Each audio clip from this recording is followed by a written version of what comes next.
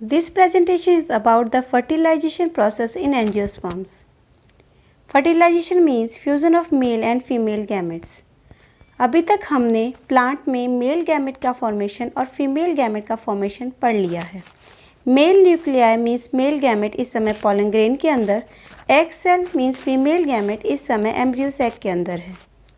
Pollination की process होती है और स्टिग्मा पर पॉलन ग्रेन जर्मिनेट करते हैं। पॉलन ग्रेन जब जर्मिनेट करते हैं पॉलन ट्यूब निकलती है और पॉलन ट्यूब से मेल न्यूक्लियाई पॉलन ट्यूब से होते हुए एग सेल तक पहुंचते हैं और एग सेल की न्यूक्लियस के साथ फ्यूज़न करते हैं, जिससे जाइगोट फॉर्म होता है, शीट बनता है, एम्ब्रियो बनता है। फ्यूज़न ऑफ गैमेट्स की ये प्रोसेस फर्टिलाइजेशन कहलाती है। फर्टिलाइजेशन की सबसे पहले स्टडी स्ट्रॉसबर्गर ने करी थी। 1884 यानी 1884 में लीलियम प्लांट के अंदर इन्होंने फर्टिलाइजेशन की प्रोसेस को देखा था और उसको डिस्क्राइब किया था। फर्टिलाइजेशन की प्रोसेस को हम 4 पार्ट्स में डिवाइड कर सकते हैं। Germination of pollen grains, pollen grain जब पॉलिनेशन के थ्रू स्टिग्मा पे गिरते हैं तो जर्मिनेशन करते हैं।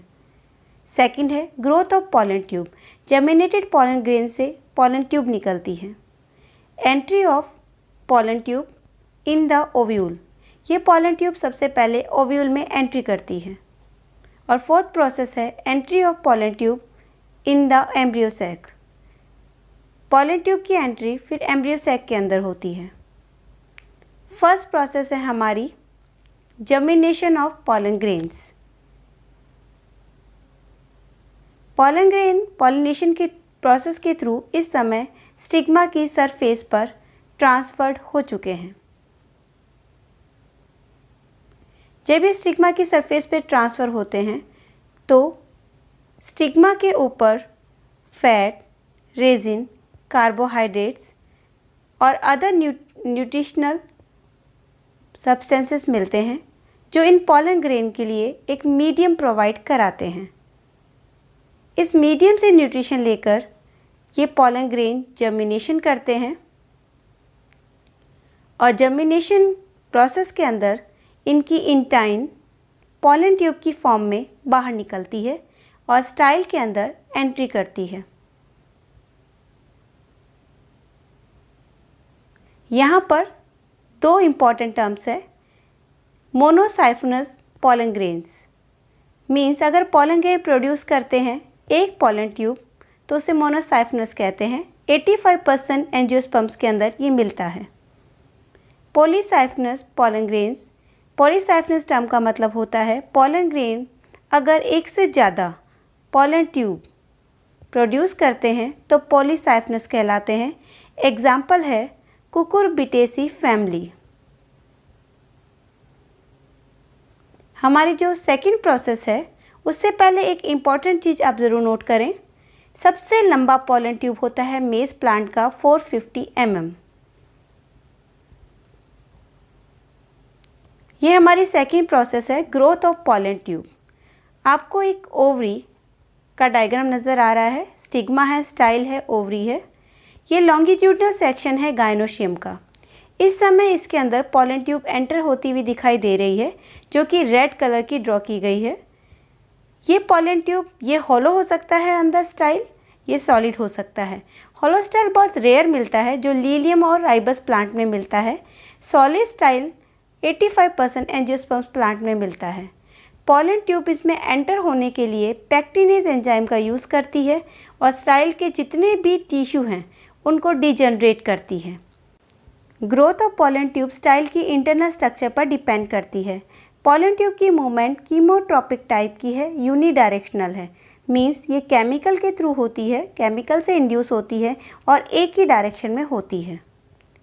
ग्रोथ ऑफ पॉलन ट्यूब अब आपको समझ आ गया होगा। हमारा जो थर्ड पॉइंट है that is entry of pollen tube in the ovule. ये 3 टाइप से हो सकते हैं। हम 3 डायग्राम ड्रॉ करते हैं। 3 ओव्यूल के डायग्राम ये ड्रॉ किए गए हैं। हमारी जो पॉलन ट्यूब स्टाइल से एंटर हुई है वो 3 तरीके से इनमें एंटर कर सकती है। माइक्रोपाइलर रीजन से, चेलिसर रीजन से या इंटेगुमेंट से होते हुए। अगर ये माइक्रोपाइलर रीजन से आती है तो इसे पोरोगैमी कहते हैं। इस टाइप की मूवमेंट, इस टाइप की एंट्री को पोरोगैमी कहते हैं क्योंकि माइक्रोपाइल एक पोर है। 85% एंजियोस्पर्म प्लांट पोरोगैमी शो करते हैं। अगर ये चैलेजल रीजन से आती है तो चैलेजोगैमी, और अगर ये इंटेगुमेंट से एंट्री कर रही है तो मीजोगैमी कहलाती है। पोरोगैमी का एग्जाम्पल है 85% ऑफ एंजियोस्पर्म प्लांट।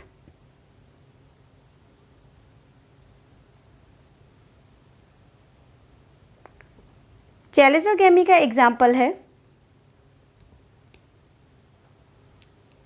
एक प्लांट बिटूला। मीजोगैमी का एग्जाम्पल है कुकुरबिटा प्लांट।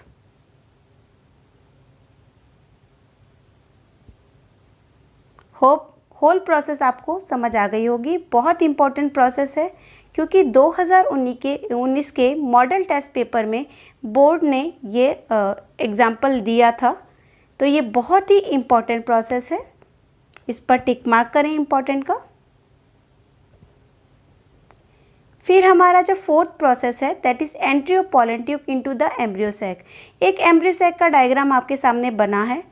ये 8 न्यूक्लिएटेड 7 सेल स्ट्रक्चर है, 3 antipodal, 1 secondary nucleus and 3 egg apparatus की सेल होती है। माइक्रोपाइलर एंड से चाहे वो कैसे ही एंटर करे ओव्यूल के अंदर, बट वो एम्ब्रियो सैक के अंदर एक पॉलन ट्यूब हमेशा माइक्रोपाइल एंड से ही एंटर करेगी। पॉलन ट्यूब के अंदर इस समय 2 मेल गैमेट है।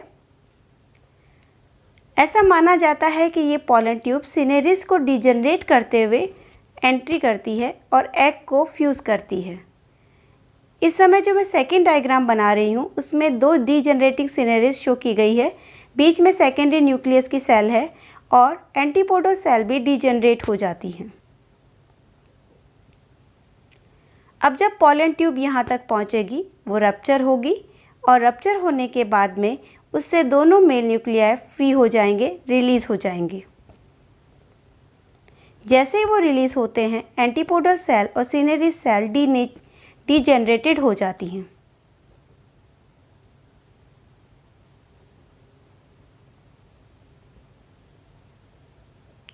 दोनों मेल न्यूक्लियाई रिलीज़ होने के बाद में डबल फर्टिलाइजेशन की प्रोसेस करते हैं। डबल फर्टिलाइजेशन की प्रोसेस में एक मेल न्यूक्लियाई सेकेंडरी न्यूक्लियस को फ्यूज़ करता है और एक मेल न्यूक्लियाई एग को फ्यूज़ करता है।